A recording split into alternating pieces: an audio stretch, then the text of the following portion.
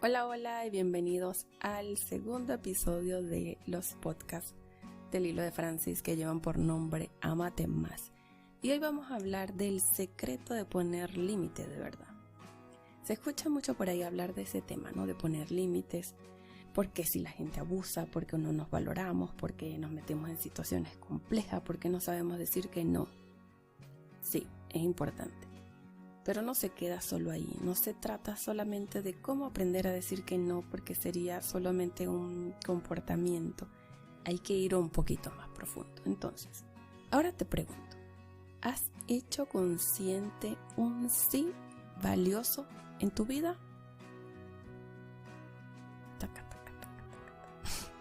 ¿Te has hecho consciente del sí más importante en tu vida? Y ese sí más importante en tu vida es vivir, que no se te olvide. Partiendo de allí, ¿cómo estás viviendo? ¿O solo estás sobreviviendo? Como generalmente estamos sobreviviendo, lidiando con las creencias, viviendo desde esas creencias, desde la programación, vivimos desde lo que nos enseñaron, desde lo que aprendiste, de cómo debería ser tu vida, de cómo tienes que actuar, ser, comportarte, en fin. Estamos tan condicionados y sometidos que parecemos como unos robotitos. Entonces, si somos unos robots en el día, te pregunto de nuevo, ¿tienes un sí que valga la pena defender? Desde la programación te vas a dar cuenta que no tienes un sí que valga la pena defender, por eso no pones límites. Entonces, como ese sí no existe, es como que no vale la pena tomarlo tan en serio que quisieras vivir desde allí. Si no lo encuentras, no podrás reconocer un no sano, un no desde la conciencia. Sé que está como complicado, pero ya te lo voy a ir desenmarañando. Un aspecto fundamental es entender que si aprendimos a ser abusados, por ejemplo, cuando éramos niños, no respetaron tus deseos, tus gustos, te condicionaron tanto que pues eres lo que te dijeron que tenías que ser, pues. Entonces, fuimos como papá y mamá querían, como nosotros necesitábamos ser para que nos quisieran, para pertenecer, para no sentirnos rechazados. Digamos que si estás desde ese lugar, pues no conoces tu potencial. Ese potencial queda oculto, en la sombra. Cuando eso está así, no hay un sí que valga la pena defender porque te perdiste en el camino.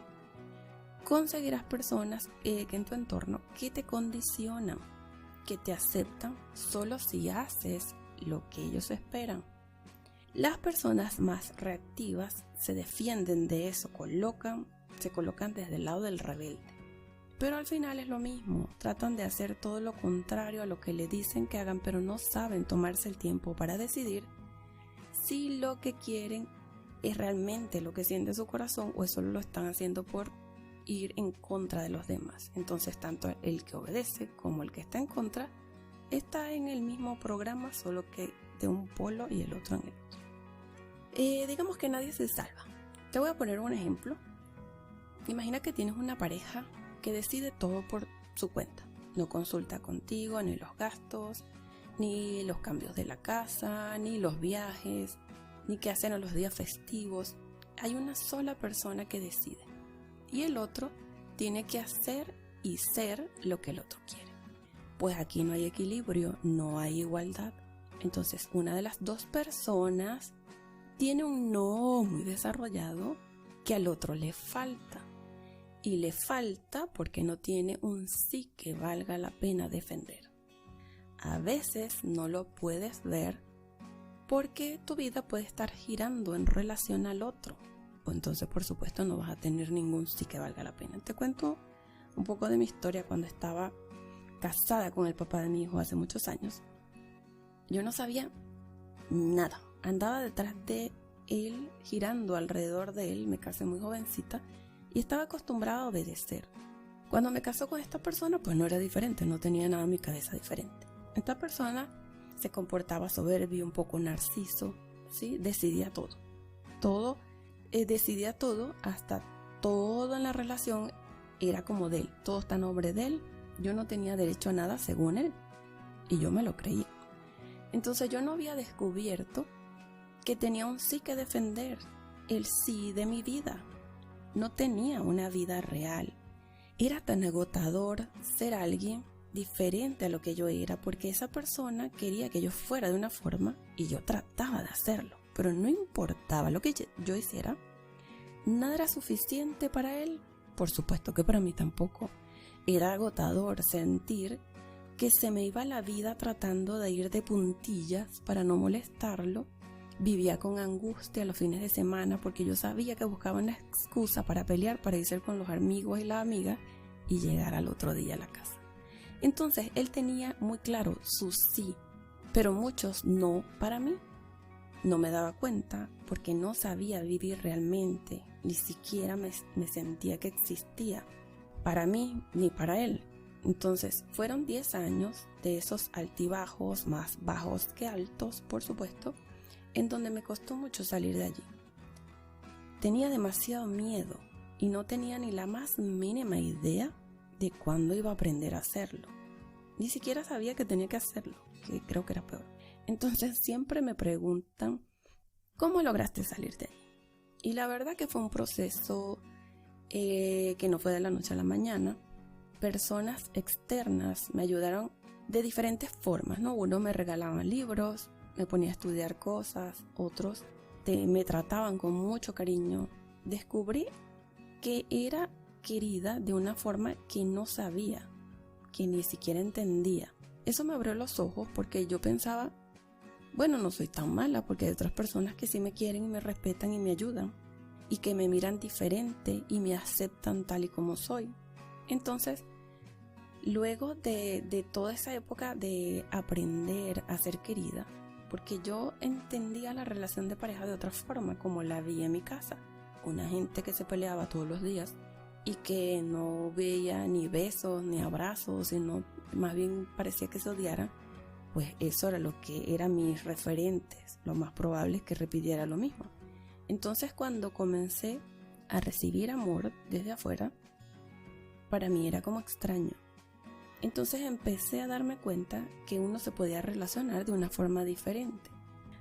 A veces me acuerdo y digo, totalmente ignorante de lo que yo era y de lo que una persona se puede merecer más allá de su historia.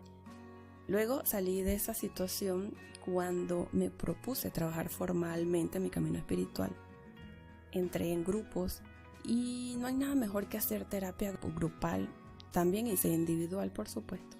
Pero esa energía de grupo te saca, te ayuda a mirar las cosas diferentes. Es una energía de grupo que ayuda mucho. Por eso es que yo trabajo mucho con las terapias grupales. Me encantan los cursos porque la energía de grupo ayuda mucho. Ver diferentes perspectivas de la vida contribuye muchísimo. Así salí de ese enorme agujero en donde yo misma me estaba negando la vida a través de otra persona. Y entendí por qué había vivido esta situación tan dolorosa y cómo repetía patrones, cómo no sabía vivir por mi propia cuenta, por mis propias decisiones, no sabía hacerme responsable de mí. Recuerdo que ni siquiera sabía lo que me gustaba, los colores, las comidas. Siempre tienes como un referente desde que estás pequeño, pero muchas cosas no sabía porque estaba acostumbrada a que me dijeran qué hacer. Descubrí mi sí, que valiera la pena defender, que valiera la pena decir un no. Cuando comprendí que mi vida es valiosa, cuando me comprendí que yo soy valiosa, cuando comprendí mi mundo interior, mi camino espiritual, el amor por mí misma, el respeto por mí misma, descubrí que tenía muchos sí. Esa fuerza de ese sí a la vida me permitió poner esos no, usar el no cuando fuera necesario.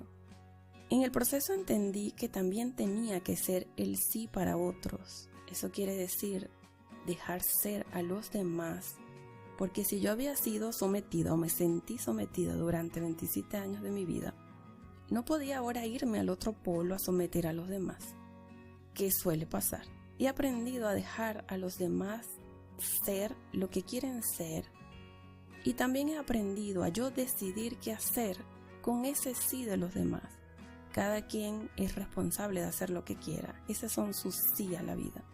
Si ese sí de otra persona me lastima, me hace mal, yo decido qué hacer con eso. Y lo más probable es poder decir mi no.